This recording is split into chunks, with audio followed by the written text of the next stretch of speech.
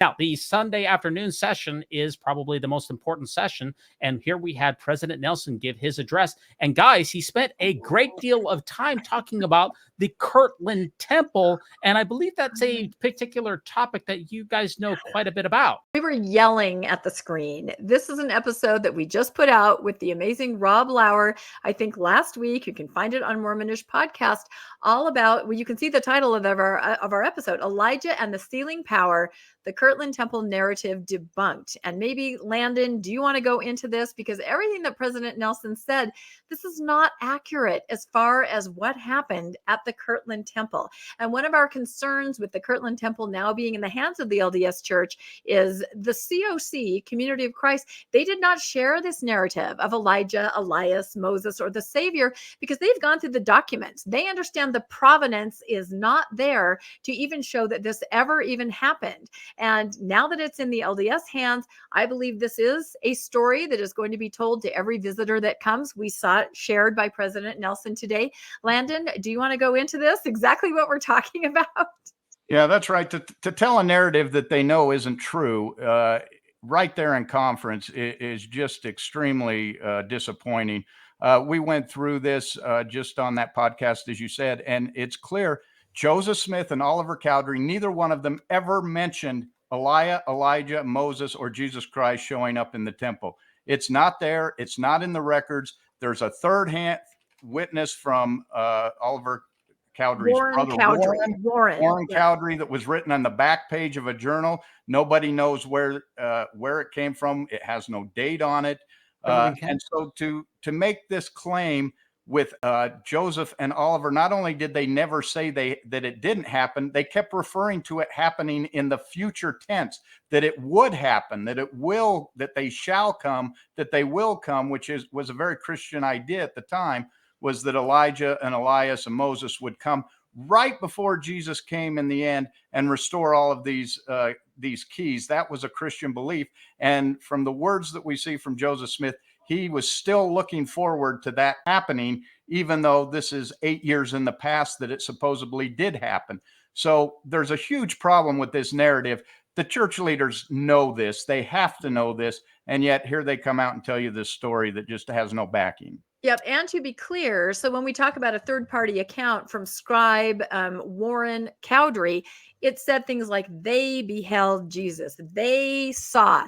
Last page of a journal. The entry right before that entry is an account of Joseph Smith passing out the sacrament to all of the participants in the Kirtland dedication. And of course, we know the sacrament was wine at the time. So you have the entry about the wine, then you have a third-party account in the very end of a journal about seeing Elias, Elijah, Moses, the Savior. So then what happens? This is 1836. We never hear about it ever again. Joseph and Oliver never mention it in their entire life that this happened in the Kirtland Temple.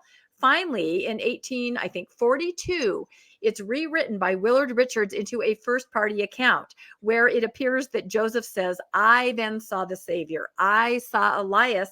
And this is given in a sermon by Orson Pratt. That's the origin of it. The provenance is very, very suspect. Now, I know they say it was originally a first-hand account, and as scribes often would, they will look at this first-hand account, supposedly written by Joseph or Oliver, or both, and then they'll put it in the journal as a third party. They'll change it to they. So again, they're hinging on this missing document out there where it was written. But to me, the smoking gun is just what Landon said in all their orations, both Joseph and Oliver. They never said, remember when that thing happened? Remember when Christ came and Elias came and Elijah came? They do not say that. They say, we look forward to the day Elijah will come. We look forward to, the welding link, to the sealing power. And this was regular Christian rhetoric. So it was always a future tense. In their lifetime, it was never mentioned as something that had happened. So that's extremely problematic. And I would like more people to look into it. Different people. Our friend Rob Lauer, he had a lot of information on it, but I would love to see this researched farther because it's a big deal if this is the narrative that everything hinges on, the sealing power. When as a post-Mormon, you have to stand outside the temple while your children are inside being married. what is really happening there based on their own doctrine and the provenance of these sealing keys. I think it needs to be looked at. Boy, I'm on a soapbox, aren't I? Yeah, this was a fantastic episode, and Rob Lauer did a fantastic job. Yep. And what we learned from that episode, or at least what I learned from it, is the fact that not only was the priesthood restoration retrofit, the Aaronic priesthood, the Melchizedek priesthood, not only was the first vision retrofit, is that the Kirtland Temple narrative is completely retrofit. And what we saw in General Conference just a few hours ago was President Nelson trotting out a narrative in which we know that the facts are absolutely not accurate. It's not a matter of faith. We know that it did not happen because there was no contemporaneous effort, no contemporaneous record of it, and that the people who were involved said that these things were yet to come into the future. So it's a fantastical narrative that is completely divorced from reality, and President Nelson is doubling down on it, saying that these are the important things which are leading me to build temples. So the foundation for his temple announcements, we know, is built on a sandy foundation, and that's an incredibly problematic thing to take. Any other comments on the Kirtland Temple narrative with regards to President Nelson on this, guys? I'd like to hear from somebody who has taken the tour, the new tour. I have yet to find somebody that's gone through, because